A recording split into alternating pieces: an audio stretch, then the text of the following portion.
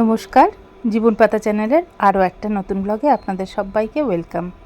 আজকে রবিবার সকাল সকাল তাই চলে এসেছি বাগানে। একটু সময় আছে, দুটো তিনটে কাজ আছে আর কি করার, সেটা করে নিই।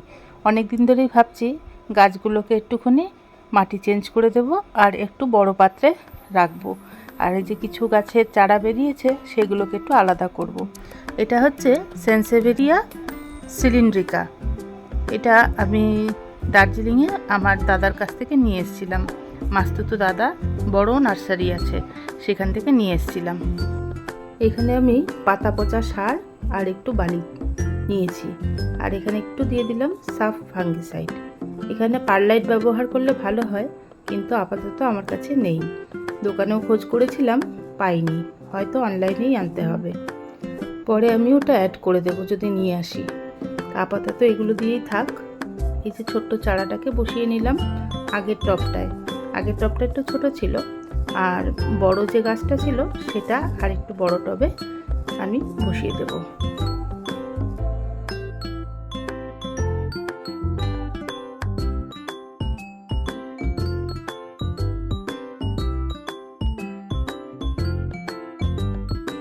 গত বছর শীতকালে আমাদের পাশে যে মেহগিনি গাছটা রয়েছে সেই গাছের পাতা আর পাশের বাড়িরই আম গাছের পাতা সবগুলো নিয়ে জমিয়ে আমি অনেকগুলো পাতা সার বানিয়েছিলাম।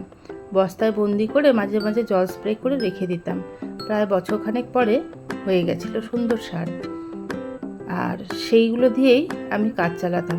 কিন্তু এই বছর না আর জমানোই হয়নি। আর এদিকে দেখুন এই গাছটারও কত চারা বেরিয়েছে। একটা ভালো মতন তুলতে পেরেছি, কিন্তু পরেরগুলো তুলতে গিয়ে শেকড় একটাও পাইনি। এই যে গোড়া থেকে বেরিয়ে আসছে, তো ওটাকে আর ভাঙাভাঙি করিনি, যেরকম আছে সেরকম থাক। টবটা খালি চেঞ্জ করে দেব। বড্ড ছোট হয়ে গেছে টবটা, সেই জন্য একটু বড় টবে লাগাবো। আর এই যে শেকড়গুলো যেগুলো খুব বড় বড় হয়ে গেছে, নিচের থেকে হালকা করে ট্রিম করে দেব। তাহলে কি হবে, শেকড়টা যখন আবার বড় হবে তখন ওই টবে এঁটে যাবে।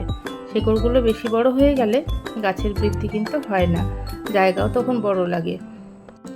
এখানে প্লাস্টিকে আরও কিছু ছিল আমার পাতা পচা সার, তার সাথে বালি আর ফাঙ্গিসাইড একটু মিশিয়ে নেব। এখন বর্ষাকাল তো, চারিদিকে এত জল আর বাতাসেও মানে আর্দ্রতা বেশি, সেই জন্য একটু ফাঙ্গিসাইড দিচ্ছি। তা না হলে খুব একটা দরকার পড়ে না। ভালো করে মিশিয়ে নেব। যেই কটা গাছ লাগানো সম্ভব হয় আমি এর মধ্যে লাগিয়ে নেব। বাগানে কাজ করার সময় গ্লাভস পরা কিন্তু অত্যন্ত জরুরি। আমিও প্রথমে পরেছিলাম, কিন্তু এই ছোট্ট টবে কাজ করতে খুব অসুবিধে হচ্ছিল, সেই জন্য খুলে নিলাম। আর গ্লাভস যদি না পরি অনেক রকম সমস্যা হয়, নখের ভিতরে মাটি জমে যায় আর সেগুলো পরিষ্কার করতে খুব অসুবিধে হয়। তাছাড়া মাটিতে কত ধরনের জীবাণু থাকে, কীটাণু থাকে, সেইগুলো নখের ভেতরে ঢুকে যায়, আর সেইগুলো খাওয়ার মাধ্যমে পেটে চলে যায় এবং অসুখ বিসুখ ঘটে। সবই জানি, কিন্তু কিছু করার নেই। আমার ওই গ্লাভসটা পরে খুব অসুবিধে হচ্ছিল। আপনাদের কোনো রকম অসুবিধা না হলে গ্লাভস কিন্তু অবশ্যই ব্যবহার করবেন। আরেকটা আছে প্লাস্টিকের পাতলা গ্লাভসগুলো, সেইগুলো পরলেও হয়, কিন্তু ওটা বড্ড তাড়াতাড়ি ছিঁড়ে যায়। কাজ করতে গিয়ে অনেক সময় খোঁচা লেগে ছিঁড়ে যায়, তাতে কাজ হয় না কোনো। সেই জন্য আমি খুলেই রাখলাম। নখ আপাতত ছোট আছে, আর প্রয়োজন হলে আরও ছোট করে নেব। এই যে দেখুন এখানেও প্রচুর চারা বেরিয়েছে। এগুলো সবই স্নেক প্ল্যান্ট জাতীয়, তো স্যাকুলেন্ট আর কি। তো এইগুলোতেও প্রচুর চারা বেরিয়েছে, সেগুলো বেশ ভালো মতনই আমি বের করতে পেরেছি এবং জায়গায় জায়গায় রোপণ করে দিয়েছি। টবও তো খুব একটা খালি নেই, যে কটা টব ছিল সেগুলোর মধ্যে লাগিয়েছি, আর বাদবাকি একটা টবের মধ্যে অনেকগুলো লাগিয়ে দিয়েছি।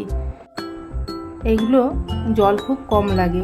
আমি তো প্রায় 15 দিন অন্তর জল দিই, তাও বুঝে শুনে। যদি দেখি ওপরের দিকে 2 ইঞ্চি মতন মাটি শুকনো হয়ে গেছে, তবেই অল্প পরিমাণে জল দিই, তাছাড়া জল দিই না।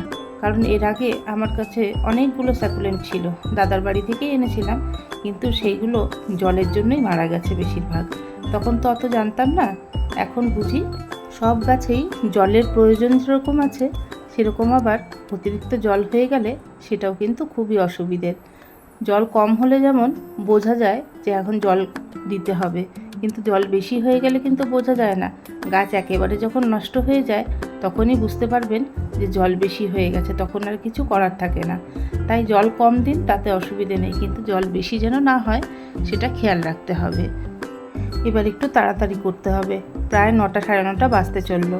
এখন যদি নিচে না যাই জলখাবার করতে দেরি হয়ে যাবে, আর দুপুরের রান্নাও করতে দেরি হয়ে যাবে।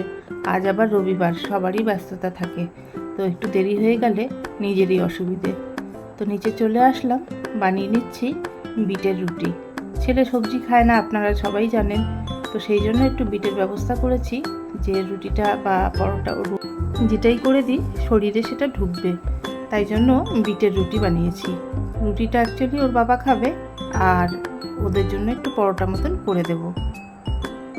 দেখতে ভালো লাগে, বেশ লাল লাল হয়, একটু অ্যাট্রাকশন হয় আর কি, নতুনত্ব, সেই জন্য বিটের রুটিটা করলাম। বিটও ছিল ঘরে অনেকগুলো, তোর বাবাকে দিয়ে দিই, এখন ছেলে মেয়েকে একটু পরে দেবো আর কি। তো আলুর চচ্চড়ি বানিয়েছিলাম, সেই আলুর চচ্চড়ির সাথে বিটের রুটি আর একটু আম কেটে দিয়েছিলাম। আগেই বলেছি আমার এই গ্যাসটা নিয়ে খুব সমস্যা হচ্ছে, কমিয়ে দিলে নিভে যায় আর নইলে দপদপ করতে থাকে, তো খুব শীঘ্রই এটাকে ঠিক করতে হবে। আমি চিন্তা ভাবনা করেছি বাইরের দোকানে না দিয়ে নিজেই সারানোর চেষ্টা করব, দেখি না পারি কি না। আর এই যে সকালবেলায় যে গাছগুলো লাগিয়েছিলাম সেইগুলো হচ্ছে এইখানে এইভাবে লাগিয়েছি আমি। কিছু টবের মধ্যে, বড় টবগুলোতে 2-3টে লাগিয়েছি, আর ছোট টবগুলোতে একটা একটা করে লাগিয়ে দিয়েছি। আর এই যে সন্ধেবেলায় কাজুর সাথে একটু মজা করছিলাম। কাজু সব বোঝে, দেখুন ওর অবস্থা একবার। আজকের মতন ভিডিওটা এখানেই শেষ করছি। ভালো লাগলে অবশ্যই শেয়ার করে দেবেন আর লাইক কমেন্ট করবেন। তাহলে আজকের মতন এখানেই রাখছি, দেখতে থাকুন কাজুর কাণ্ড। টাটা। নাকি লুসি নানাইয়ের কাছে যাবে, বেল টানতে বলবো কাজুকে? আচ্ছা আচ্ছা, ওকে কি ভাত খাবে নাকি কাজু? ভাত খাবে, বিস্কুট খাবে? তাহলে বেলটা নিয়ে আসতে বলি। হ্যাঁ হ্যাঁ, ঘুরতে যাবে তো এসির সাথে? কোথায়, পেছন রাস্তায় যাবে, নদীতে যাবে? ও আচ্ছা আচ্ছা, ঠিক আছে ঠিক আছে, যাবো আমরা। হ্যাঁ, লুচিকে বলো রেডি হতে, দেশি নানাইকেও রেডি হতে বলো। হ্যাঁ ঠিক আছে, চলো গাড়ি বের করি, চলো। ভাত খাবে তো? মাংস দিয়ে, চিকেন দিয়ে ভাত খাবে? অনেকগুলো ভাত খাবে? ও হোটেলে, আচ্ছা ঠিক আছে। বিস্কুট দেবো? দেশি দেশি খাবে নাকি বিস্কুট?